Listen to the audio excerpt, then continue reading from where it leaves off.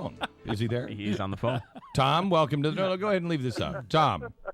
Yeah. Am I right or is Pat right? Pat says it sounds like Angie. I say it sounds like I inject. I can't tell. I can hardly hear it. He's got no stance on that. You won't take a This stand. guy won't take a stand. You are spineless. I am not.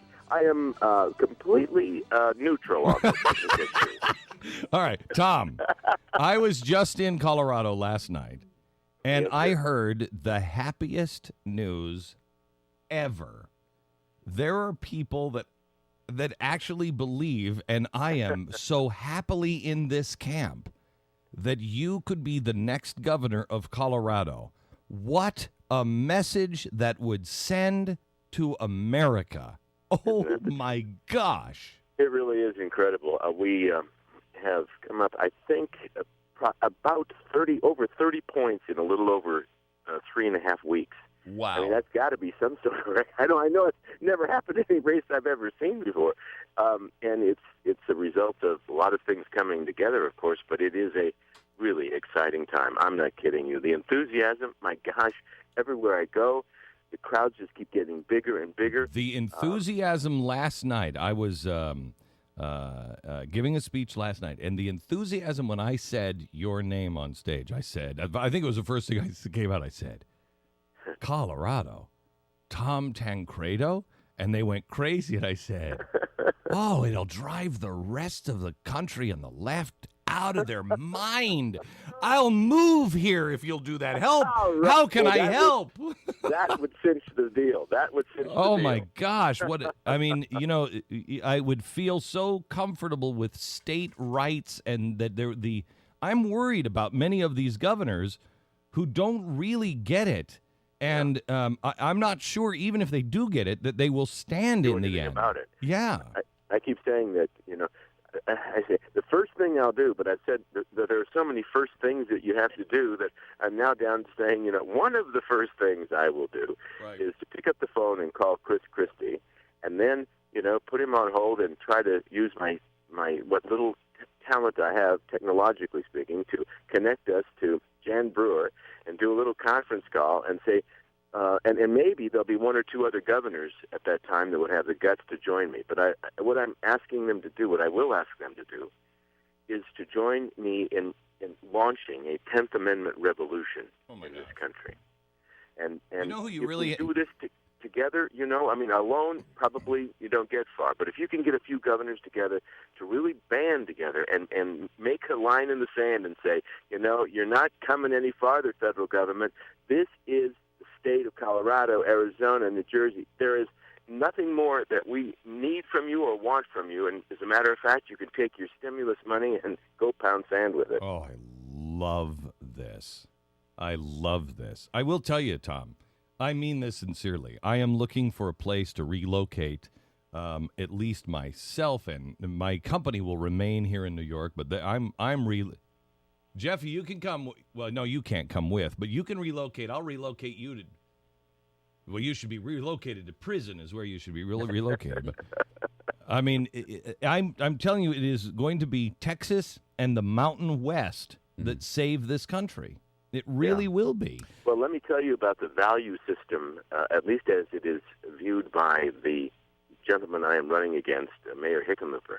He said, I don't know if you guys have seen this or not, but he said, and they came up on YouTube just a couple of days ago, but he goes, he's talking to a lady at something called, I'm trying to think of the name of the institute now, Shepherd, because it was created as a result of the young man that was killed in Wyoming because he was gay. Yes. And you remember that a while back, Matthew Shepard? Yes. Well, they created this entity, this out here in Colorado, Matthew Shepard Foundation or something like that, for gay and transvestite and transgendered. And he was talking to a lady who was the head of that organization, and he said, we have that same kind of backward thinking here in rural Colorado, Wyoming, Montana. You know how these people are. Now, oh my gosh. Yes, he is, and it's in the context of this murder, a horrible crime. He's suggesting that the people in Colorado and in the West have a value system, of course, that leads to this kind of thing, and that we're all just kind of waiting to catch the next young gay guy out there and beat him to death or torture him or something like that. You know, Tom, he said that on this clip. It's just absolutely amazing. You know what? Get the clip. He said backward thinking. You almost were downloading apparently this clip now. When you have that clip, let me play it here. You know, Tom, what people don't understand is the left has such contempt for most of America. They have contempt. When the president yesterday said, or the day before yesterday, said that to the Hispanic audience that he was speaking to, he said, and you have to know, you have to get out so we can punish our enemies. Our enemies. We're not talking about we have disagreements of opinion. We're talking about our enemies, and they have such contempt that they are quite frightening. Well, don't you remember that he said, Obama really said almost something very similar to what Hickenlooper said, and when he said, when it gets tough out there, the rough economy, these people start to grab for their guns and Bible. They hang on to their guns and Bible. Remember that? Yeah, the bitter white people that hang on to their God and their guns. Yeah. Yeah, and then just another reflection of what you're saying. It just hit me while you were talking about their attitude.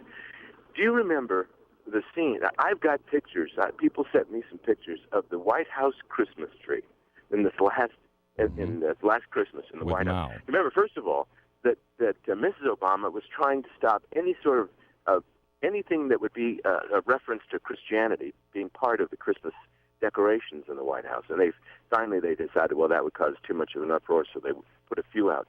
But on the Christmas tree, the decorations, the Christmas, the ball you hang on the tree, one of them was a Mao Zedong, and the other was a person. I don't know if it's a lady, I don't know what you call it, but it's a famous transvestite named Head of Lettuce.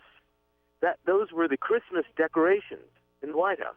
What does this tell you about their attitude? I don't know, but I want to know more about Head of Lettuce. Head of Lettuce. I've never heard of Head of Lettuce. I never heard it, but she's a very famous transvestite. Okay, I'll take your word for that.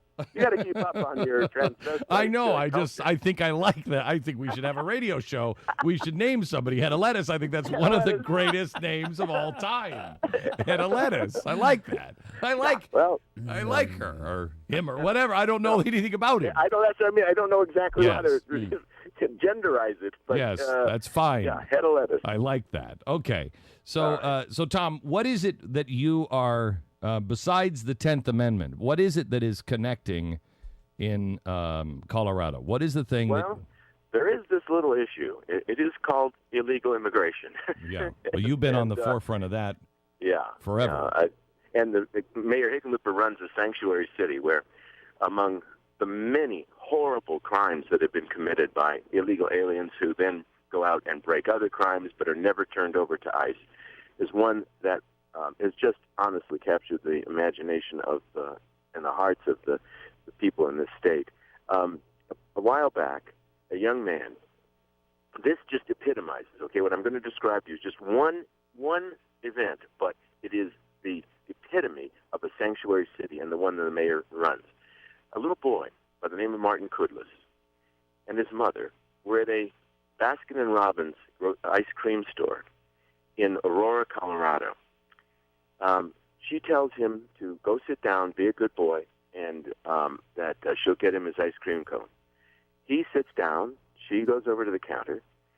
A guy, an illegal alien, crashes into a pickup truck that was pulling into the Baskin-Robbins place, kills the two people in that truck, then careens into the front of the Baskin-Robbins store and kills this little boy, Martin Kudlis. By the way, the Kudlis family, they're legal immigrants here in the United States and in Colorado.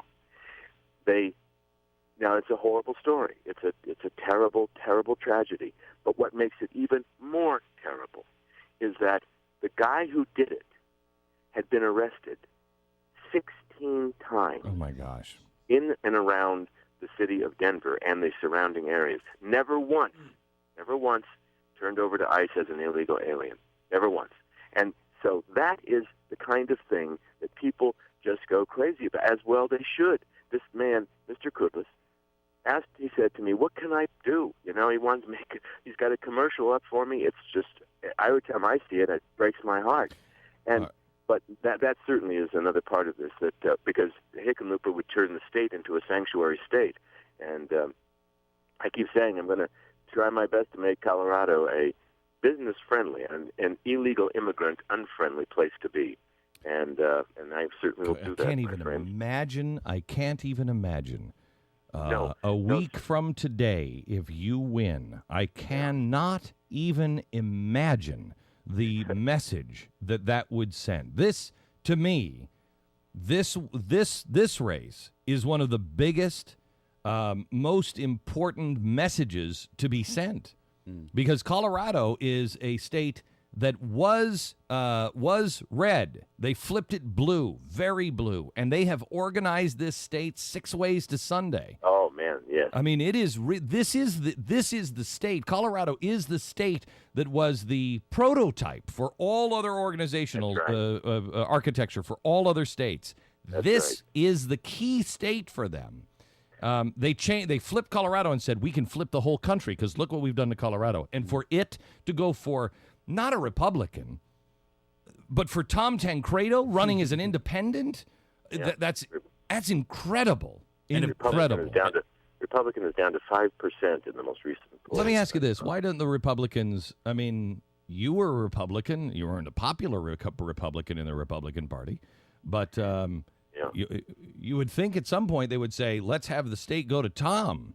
Well, believe me, they're trying everything they can. I mean, the head of the Republican Party here calls their candidate the worst candidate that's been fielded by the Republican Party. Good. They're trying. Okay, good. I'm glad to hear that. He won't get out. He's mad at me. He's mad at the party. He's just an angry guy. So he's sticking in there, and that could be the problem for us. But I'm glad to actually hear that. We are within striking distance. We are in the margin of error in almost every poll that's out there. We're within 2 or 3 points, and the momentum is on our side. It just keeps getting bigger and bigger and building. Oh my gosh! I'm not kidding you, buddy. We could get this done. It's amazing. That's great. Tom Tancredo, thank you very much. Best of luck to you. TancredoForGovernor.org. Okay. You got it. Thanks a lot, Tom.